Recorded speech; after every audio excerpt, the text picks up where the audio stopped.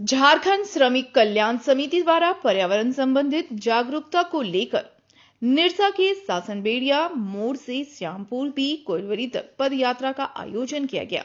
Shyampur B कोइलवरी पहुंच पदयात्रा सभा में तब्दील हो गई।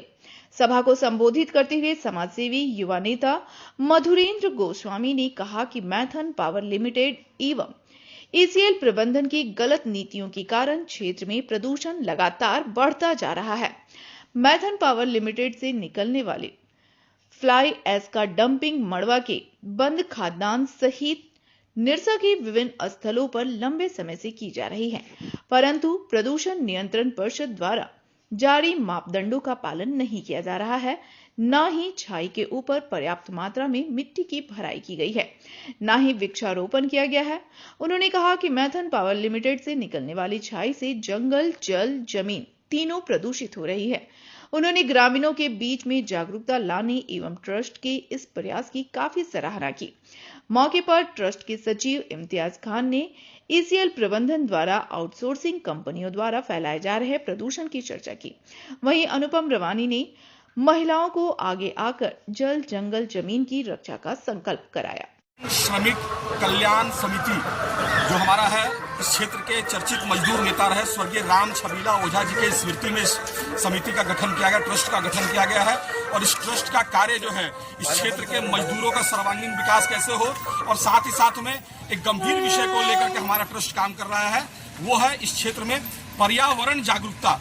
तो हम आज जो इस क्षेत्र में एमपीएल के कारण से जो जगह जगह पर फ्लाई ऐश गिरा दिया जा रहा है, जिससे जमीन खराब हो रहा है, नदी खराब हो रहा है, प्रदूषण काफी बड़ी मात्रा में फैल रही है। और जो प्रदूषण नियंत्रण परिषद की जो मानक है, उस मानक के तहत पर जो वहां पर फ्लाई ऐश गिराने के बाद लगभग 7 फीट मिट्टी का भराव करना है और उस पर पेड़ लगाना है, लेकिन ऐसा एमपीएल प्रबंधन के द्वारा या एमपीएल प्रबंधन के जो ठेकेदार हैं उनके द्वारा ऐसा नहीं किया जा रहा है। धीरे धीरे पूरे निरसा क्षेत्र में, खास करके हम लोग जहां पदयात्रा जो सासनबेड़िया मोड़ से श्यामपुर बी तक निकाले हैं, पहला एमपीएल ने भराई करने का काम इसी क्षेत्र में किया था।